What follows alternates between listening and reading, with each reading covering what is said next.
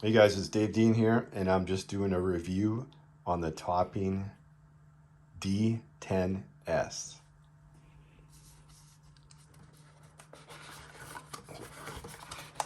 I'm just going to unbox this now.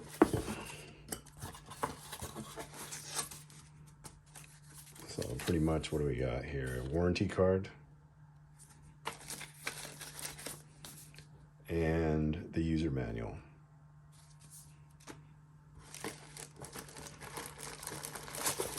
So it's pretty straightforward.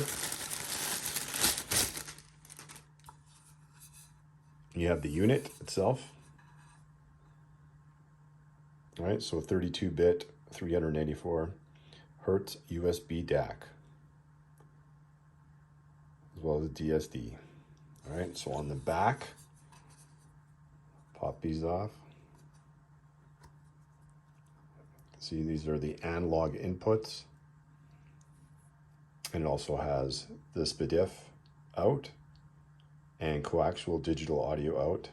And then that's the USB in. So that's that. And then this is going to be your USB cable.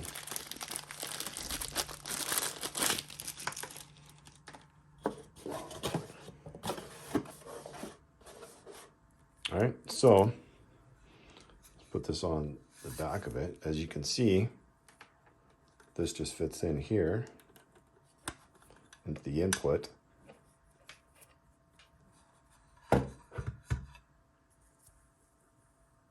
And what you're going to do with this cable is, for the purpose of what I'm using it for, is I'm using it to get coaxial digital output out of my iPad or iPhone into a DSP in my car audio system. So in order to do that, you're also going to need this, which is Apple's Lightning to USB 3 camera adapter. And you can see there's the USB input, or I should say output, and then there's the Lightning input to charge. So your USB cable from the Topping D10s is actually going to go into the output USB, right? So if you want to charge your device, you're going to use the Lightning input in here and then just plug it into whatever type of charger you got. And then your iPhone, for me, I have an iPhone 12 Pro Max, and this is what I tested it with, as well as an iPad 2. This is just going to plug right into your iPhone or iPad, right? So of what I was using it for in my car, I ran coaxial digital out. So you're going to need a coaxial digital audio cable.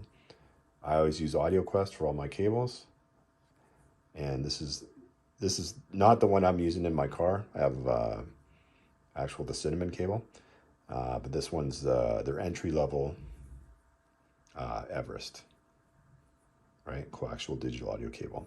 So this is going to go into the coaxial out, right? And you got to push it fairly hard to get a snug fit on there. So once that's hooked up, you're obviously going to put your end of the coaxial digital audio cable, right, into your DSP. And like I was saying before, this is going to go into your iPhone or iPad. One important thing you have to know about the Lightning to USB 3 camera adapter: when you get home, plug this into your iPhone or iPad, as it'll need an update. Because if you don't update this won't have enough power to turn on. So that's really important. Make sure you update this cable. And this works without even putting once it's been updated, it works without even using this to power it, as it has enough current, which is like roughly a little over 5 volts is what you need to power this. So let's go to the next step where I hook it up into my car. Okay guys, now you're ready to use the topping D10s in your car audio system. The first thing you need to do, if you're going to make this work, is the Apple Lightning to USB 3 camera adapter needs to be updated. So that should be the first thing you do. So when you get home after buying one of these, grab that cable, stick it in your phone, and it'll ask you to update it. If you don't, this won't work. Trust me, I spent almost 5 hours trying to get this thing to work, and then realized you had to update that. So don't make the same mistake I did and waste your time. Just update that right away. Plug it into your phone. It'll ask you for an update, then you update it. If you don't, you won't be able to power this topping D10s. It won't power on. So that update's what fixes that. Okay. So obviously you see how it is. I have an iPad here. I have the topping D10s. I have a coaxial digital cable from the topping D10s going into my DSP, which is a Helix DSP Ultra. So in order for you to have it run so you have bit perfect sound coming out of your Apple device, either an iPad or an iPhone, etc., you need to have that camera kit. So that USB Lightning to USB 3 camera adapter is what you need, right? And then the topping D10s, as you've seen earlier, it just comes with two things. It comes with the actual unit, and then it comes with the cable. This cable connects to the adapter, and as you can see right now, there's the lightning cord. This is to power it. But once you've updated this, you actually don't need anything to power this. But you can connect a lightning cable and it would power your device, right? So either or, that's pretty much what you use this for. Once this has been updated, you'll just put a lightning cable in there and it will power this while you listen to music. You're good on this. This has enough voltage to run it once this has been updated. So it does have a DA converter in it, but for this instance, we're not using it because the whole reason why we're going to do it digitally is to get that bit perfect sound quality out of it, right? And that's what this does. It bypasses, well, it doesn't bypass it, but well, it bypasses the DAC. Basically what you're doing, setting digital audio out of this, going into this, and then you can either use optical Toslink or coaxial digital out of this into your DSP, right? So that's how we have it hooked up right now through the coaxial cable, which is right here, and that runs into my DSP Ultra. So obviously, if you have a DSP and you want to control the volume, you actually need, and in my case, I have the Helix, right? So I have the Helix Director, and then you can also use the Conductor, which is the newest one. It's like kind of like the GL Audio one. It's just like the one knob, so it's a lot smaller and compact, so you can fit that pretty much anywhere. And then they have the cheaper the URC3, I think it is, or URC.3, something like that. And that's the cheapest one you get. I think it's like 40 or 60 bucks or something like that one. And then the Conductor is like 100 and something. Then we're talking Canadian dollars because I'm in Canada. So obviously if it's the US, it's going to be less than what I just said. So that's pretty much how that works when you're connecting things. It's pretty straightforward, honestly. And you can actually either connect this in the back. Like you could put this in the back and just run a longer USB cable from this up front. Or I suggest having, because I think you kind of want to have this up front, just so if you're going to power your device, it's easier. I would run this, probably keep that up front, and then just run, either a longer USB cable, which means you're going to have a longer coaxial cable or a Toslink cable, one of the two. But it's pretty straightforward. You'll figure it out how you want to do it in your system. For me, I just keep right now, in the last week when I was testing this with my iPhone. So I now have an iPhone 12 Pro Max. Like I said, I was putting it right here on my little Canu unit, and it fits perfectly right there. This is usually where I have my Fio DAP as well. And I just used it here, and then and honestly, I just put this in my glove box. And yeah, or like under the armrest, right? So I just put it here underneath into here. I got a bunch of crap in here now with cords and stuff, but I put it in there, and it's got a little thing on my Jeep Cherokee. You run the cable out, and you're just running your USB cable out of there into there. And then I had it powered, so my phone would be always powered. So I had another lightning cable into here, and that way my phone was always 100% powered and charged, and you didn't have to worry about anything. One of the really nice things about if you're going to use one of these is, as you can see right now, the same album artwork is on my Uconnect system as the iPad, right? So I'll go change this. So I just changed that song.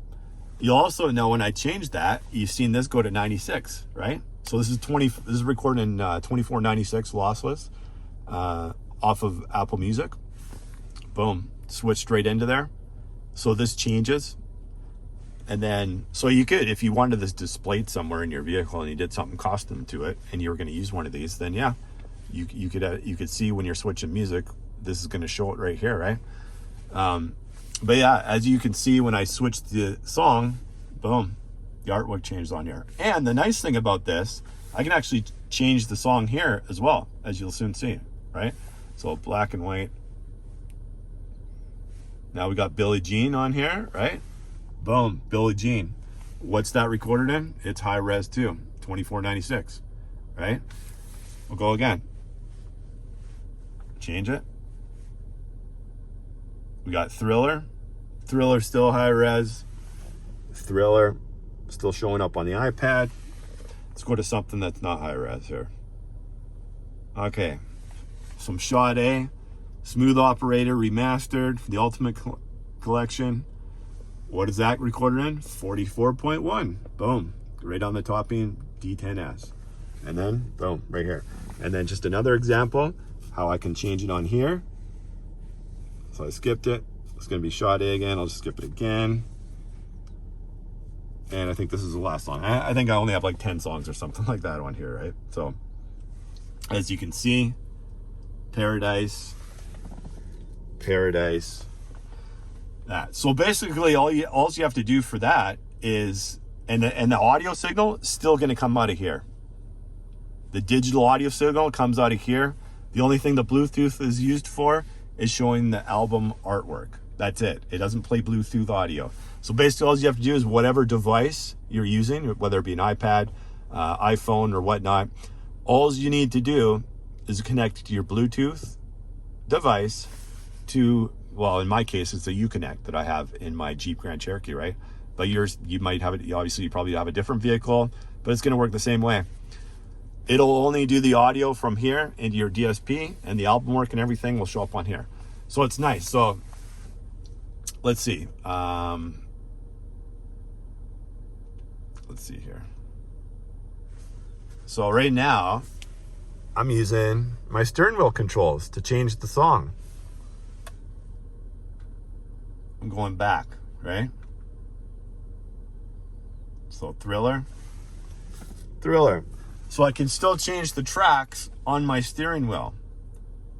I can't play the audio right now, but trust me, watch. I'll just turn it up real quick. You heard that, right?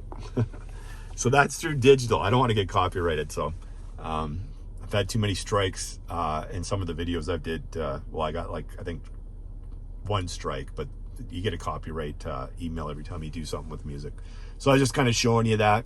I'll do a demo with some songs on it, but like I said, it's YouTube. I'm not going to do it in this video, but I'll do it in my final, maybe the part 2 video. We'll do some demos. And it's sound quality wise, it sounds really, really good. And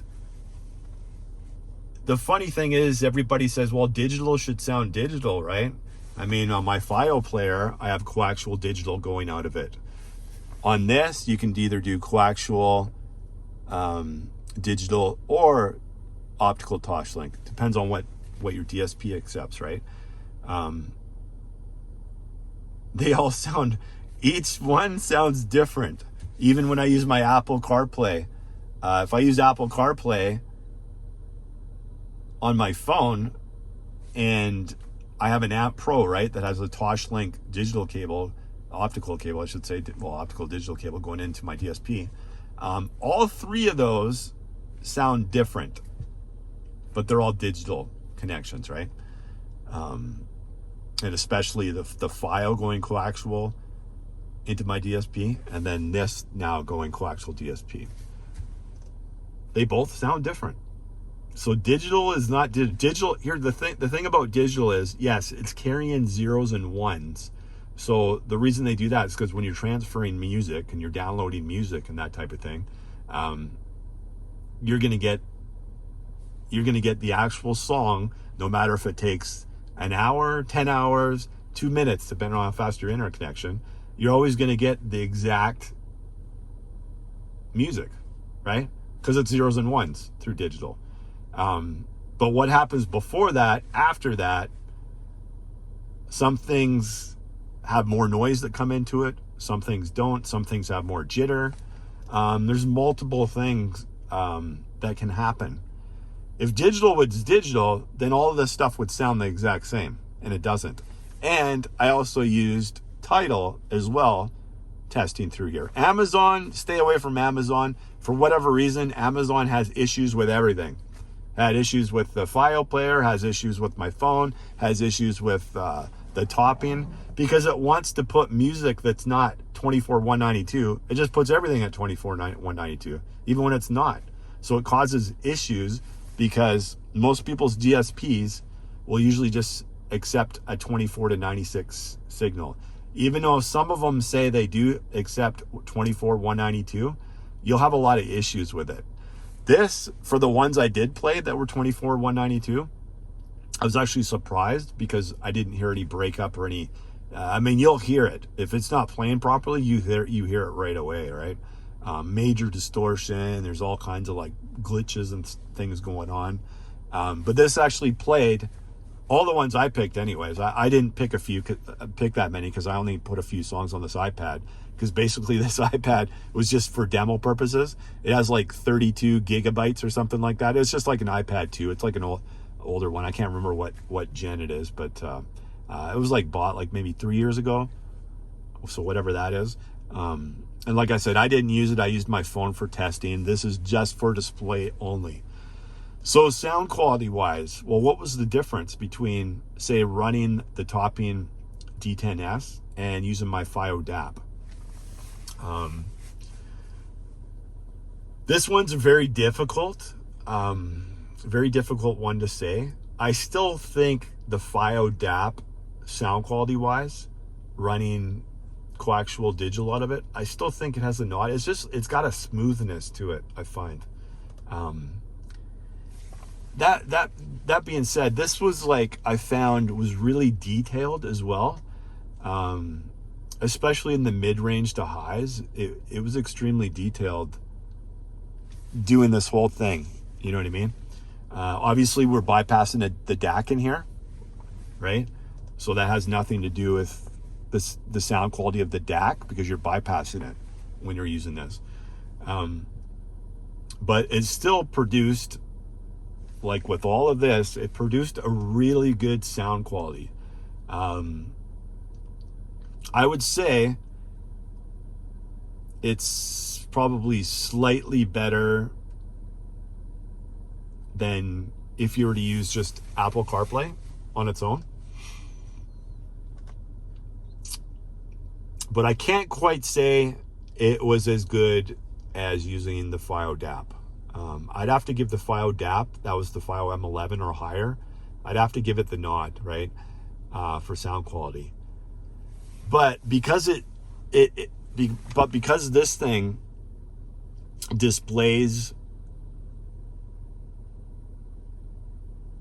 like, I don't know how to explain it. It's kind of it's something that, because it's different sound quality, I think to get the best possible settings, you'd have to do a new tune on your DSP.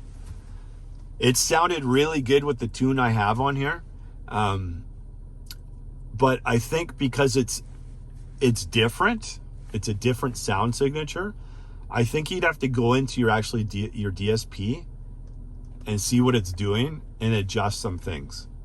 And then after doing that, like, who knows, could it compete with the FiO DAP? Possibly. There's there's not a lot of cords involved, right? You got the Lightning to USB 3 camera adapter, right? And then you got a USB cable going out of that into the topping, and then you need a coaxial or an optical Toslink cable going into your DSP. And then if you want to charge it, then you need another cable going into there, right? Whereas the FiO DAP, you're using the coaxial digital cable coming out of it, and then if you want to power it, that's it, 2 cords, right? As opposed to this has got like one. But you can just consider this as a connector, basically, is what you do, even though it's a separate piece.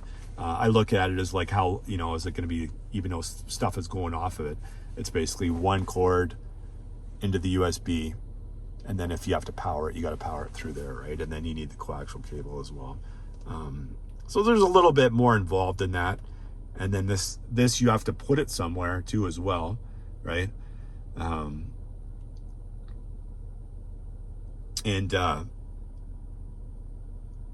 of the things, like, I don't know if you really need this on display, because as you've seen, the negatives to this thing, well, let's see, because right now it's showing 96 and this thing's 44.1. This isn't high res, right?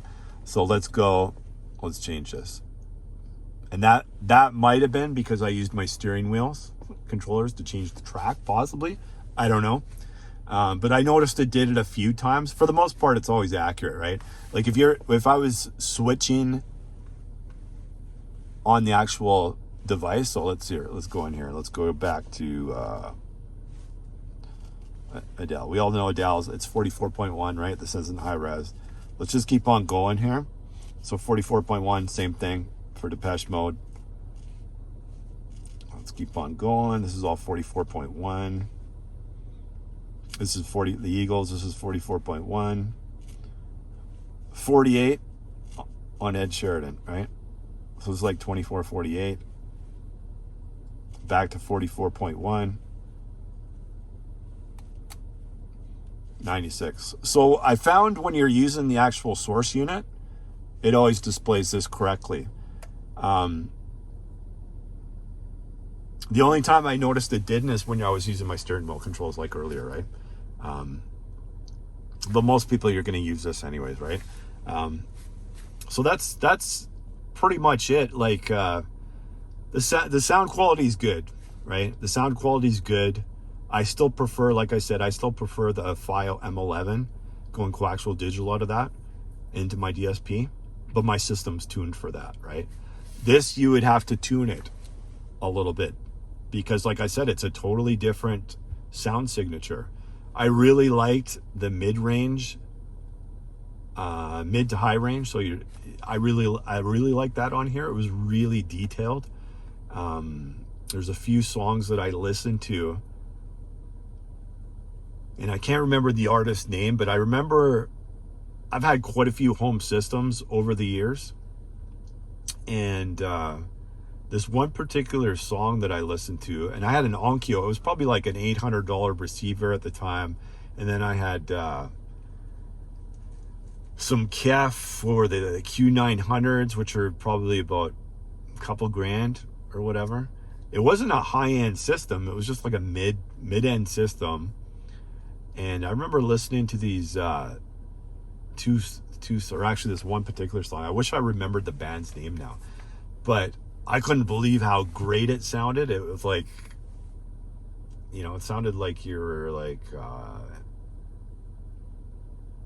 you know, at an old was it, you know, the laser shows that they used to have with like Led Zeppelin and Pink Floyd, and the music was just surrounding you like everywhere. The detail on it was just incredible. Like this song, like the closest I've heard since then is when I actually used this and I put that song on. Geez, I wish I could remember the name of the group. I only like 2 songs from them, right? And it's not really my cup of tea for music. But that one, this actually, when I played it on here, I was like, holy cow, right? But it, like anything, it plays some songs really good, and then other songs are kind of like okay kind of thing. But I think everything's like that, right? In general, it just depends on the recording of the actual music. Yeah, this thing's $149 Canadian. I think it's like 110 US. I mean, it's a pretty nice unit, and for a lot of people out there that don't want to go analog into your DSP, and you know, maybe you don't have the option with an Amp Pro or what is it, the Zen device, and a few others that have like the Toslink cable out of it. This is an excellent way to do it, right? So I would definitely highly recommend this to anybody out there that's especially if you're an Apple guy, right, and you want to get bit perfect music out of your iDevice. I mean, you can't, there's nothing out there that's going to do it other than this, right? There's a couple other units that are from different brands that are similar to this. I think, what is it, like Shits and couple, I forget the brand names of a couple other ones, but this one does what it needs to do, right? But like I said, it sounds good. Like I said, I have my system tuned, but this kind of totally changed it. It sounded quite a bit different than it before. Some good, some not so good, and I think the not so good can be adjusted in your DSP. And I wouldn't say it's not so good. It's just more different sounding, right, than when I was using my file DAP. So trying to think if is there anything else that you need to know about this. You know, just like I said, the most important thing is like make sure this is updated, right, when you're using it in your car. This can be updated on your computer. You don't need to update it to use it in your car. It's out of the box, it works. This needs to be updated, so make sure you update that. And then other than that, most people probably won't even use the display. They'll probably just hide it somewhere anyways in your vehicle, and then you got your digital audio like right back to your DSP, right? So you might be an analog guy, you might be a digital guy, but that's just a total another video, right? Some people like prefer analog, you know, the old vinyl versus CD debate, and now you add high res into that. So you're gonna hear different opinions on that, but that's another video, right? So anyways, do I recommend the Topping D10s? Yes, for anybody that has a DSP that has digital inputs on their DSP, and you have no way of running that digital unless you buy either a DAP or you're using something like this. A little bit more involved with the cables, but at the end of the day, everybody's searching for that little bit more in their system. And I think this is a good product. And for, you know, the price of 149 or 139 Canadian, so 140 bucks, and then the price of this, which was like, I think 39 bucks. So it's 40 bucks plus this unit. So that's like 180. And then of course you need an optical or coaxial cable, depending on digital cable, depending on what your DSP. So that could set you back, however much you want to pay on that, right? It's up to you. So it's not bad. You're like, say, $250 or so if you go for a more expensive cable. for your optical or coaxial, then yeah, you're going to go up from there, right? So other than that, yeah, that's kind of my views on this. If you have any questions, just put them in the comments. I'm going to be reviewing a lot more products, car audio related, in the future. This was just kind of one of those ones that I wanted to get done, just because I wanted to compare, right?